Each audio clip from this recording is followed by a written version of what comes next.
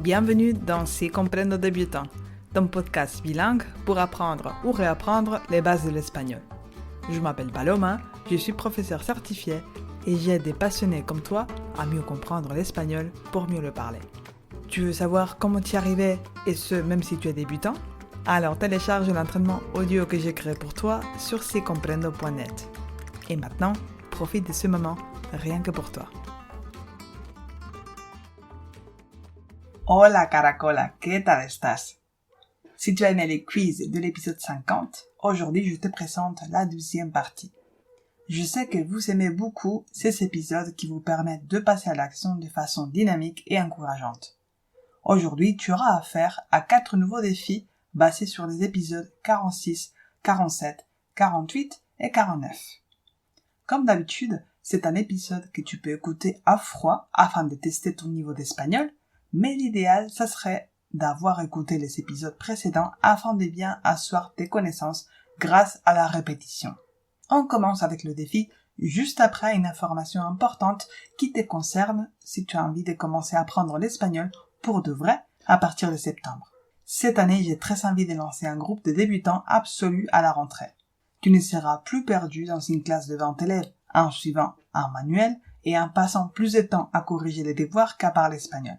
Je suis vraiment convaincu que tu n'as pas besoin de passer 200 heures de cours à remplir des trous pour te lancer à parler.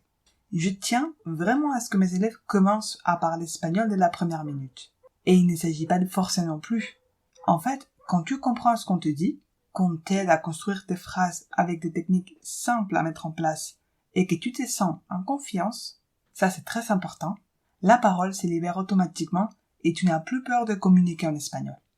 Les inscriptions seront ouvertes uniquement aux membres de la newsletter et ce n'est vraiment pas compliqué de s'inscrire. Visite sicomprendo.net et tu verras que la page d'accueil a énormément changé pour que tu trouves les ressources gratuites de façon beaucoup plus simple.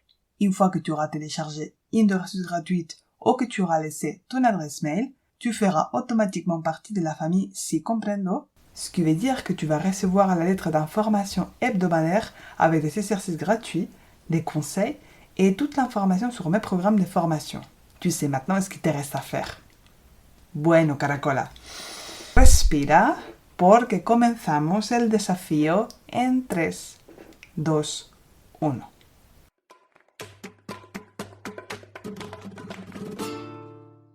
On démarre par un défi de traduction. Dans l'épisode 46, on avait appris à parler de sa routine. Alors, est-ce que tu te rappelles comment on dit en espagnol « je me lève » ? Me levanto. Je me lave les dents. Me lavo los dientes. Je m'habille. Me visto. Je prends ma douche. Me ducho. Et la dernière, je me couche ou je vais dormir. Me acuesto. Si tu as besoin de revoir ces verbes pronominaux qui parlent de la routine, je t'invite à réécouter l'épisode 46. Défi numéro 2. Lorsque j'avais analysé l'espagnol d'Anne Hidalgo dans l'épisode 47, c'est évident qu'elle avait un accent quand elle parle espagnol, bien qu'elle le parle de façon très fluide et idiomatique. Je vais te proposer quelques phrases qui apparaissent dans l'épisode et ce sera à toi de trouver une manière pour les dire autrement. Pas de panique si tu penses manquer de vocabulaire. Tu verras qu'il est possible d'enrichir ton espagnol sans te compliquer la vie en passant par des phrases très simples mais qui vont enrichir ton niveau d'espagnol. Comment dirais-tu autrement estoy muy contento ou encore estoy muy contenta. Je suis très content, très contente. Anne Hidalgo aurait dit estoy contentísima, puisque c'est une femme, ou estoy contentísimo si tu es un homme. Je te propose aussi une autre manière d'enrichir ton espagnol avec les préfixes super que tu vas joindre à l'adjectif super contento. Ça s'écrit tout attaché. Estoy super contento, estoy super contenta. Deuxième phrase, comment dirais-tu? Es muy pequeño.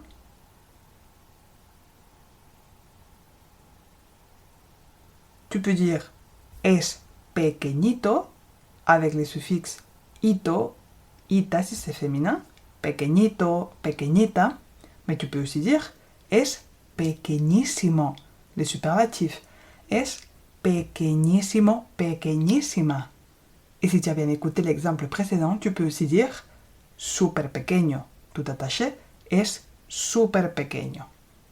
On va terminer avec un autre adjectif qui n'apparaît pas forcément dans l'épisode, mais qui suit à peu près la même logique. Comment dirais-tu autrement? Es muy bonito, c'est très beau.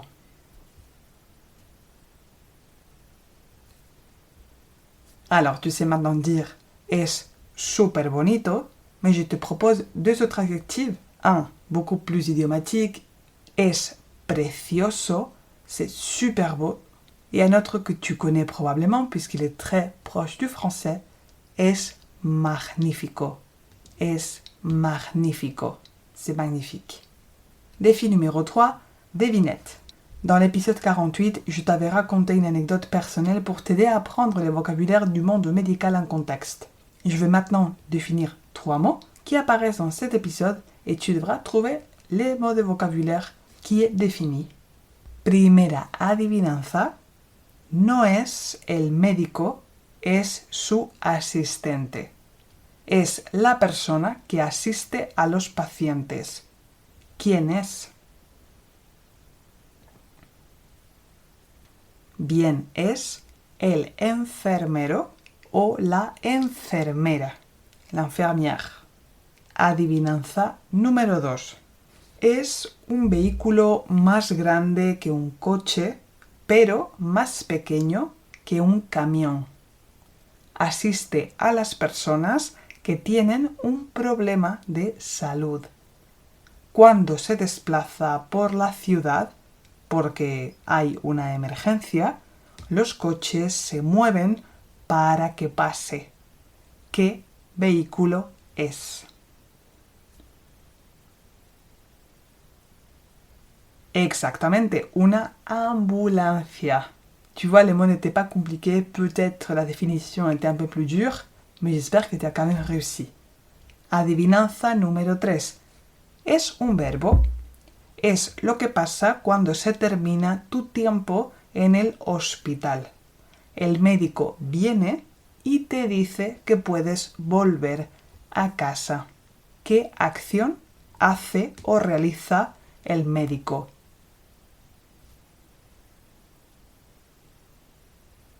El médico da el alta. Le verbe c'est dar el alta. C'est quand il te dit que tu peux partir de l'hôpital. Il t'a donné l'autorisation de sortie. Je vous répète, el médico donne el alta, l'autorisation de sortir. Alta s'écrit comme grande. La chica es alta, A-L-T-A. El médico da el alta. C'est une histoire vraie très intéressante que je t'ai racontée dans l'épisode 48. Alors si tu sens que tu ne maîtrises pas trop ce type de vocabulaire, tu peux le réécouter pour t'imprégner de ces mots du monde médical. Adivinanza 4, on termine en révisant le vocabulaire de l'épisode 49 dans lequel je t'avais parlé du film espagnol Amor de Madre. Si tu ne l'as pas encore regardé, ce n'est pas bien grave, je ne vais pas te demander ce qui s'est passé dans les films, tu devras uniquement passer les phrases du singulier au pluriel. À chaque fois, ton sujet sera José Luis y su madre, les deux personnages principaux.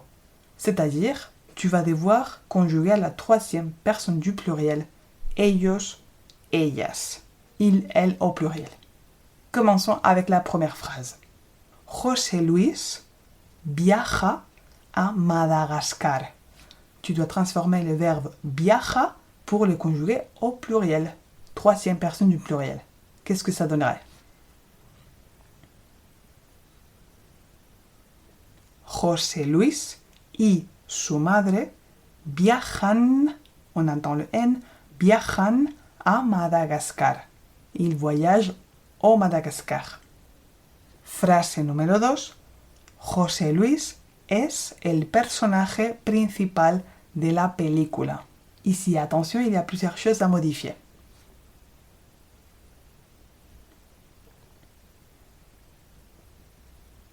José Luis y su madre son, verbe ser au pluriel, los personajes principales de la película. Il faut aussi faire le pluriel de l'article, du nom et de l'adjectif. Je répète, José Luis y su madre son los personajes principales de la película. Frase 3 y última frase. José Luis no es feliz, heureux, en su relación. Attention, ici, il y a beaucoup de choses à modifier.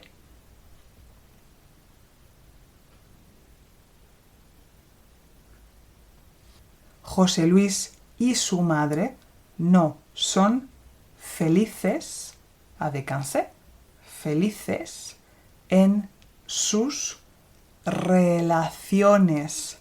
Ici, on passe tout au pluriel. Je répète, José Luis y su madre no son felices en sus étant le possessif pluriel, leurs relaciones, relations amoureuses. Ya está, felicidades Caracola.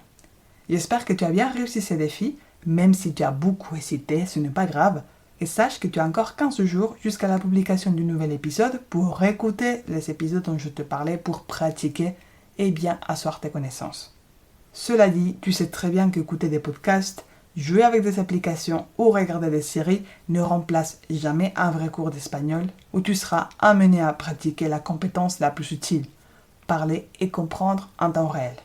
Alors si en ce moment tu te sens prêt à sauter le pas et à t'inscrire à un cours, ou bien tu connais quelqu'un qui est dans ce cas de figure et que tu me fais confiance pour ce travail, le programme Espagnol de Zéro ouvre ses portes en septembre 2022.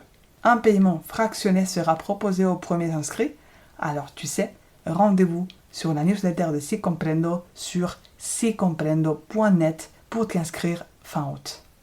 Sur ce, j'espère que tu passes un très bon été, que tu manges des glaces, que tu te reposes, que tu vois tes proches. Et moi, je te dis à bientôt pour de nouvelles aventures ensoleillées. Y eso es todo. Si ce podcast est utile pour toi, la meilleure façon de le soutenir, c'est de laisser un avis positif sur Apple Podcast et de le partager avec d'autres passionnés de l'espagnol. Et rappelle-toi, si cette année tu es décidé à parler espagnol, on peut parcourir un bout de chemin ensemble. Pour en savoir plus sur mes programmes, visite sicomprendo.net. Cuídate y hasta pronto.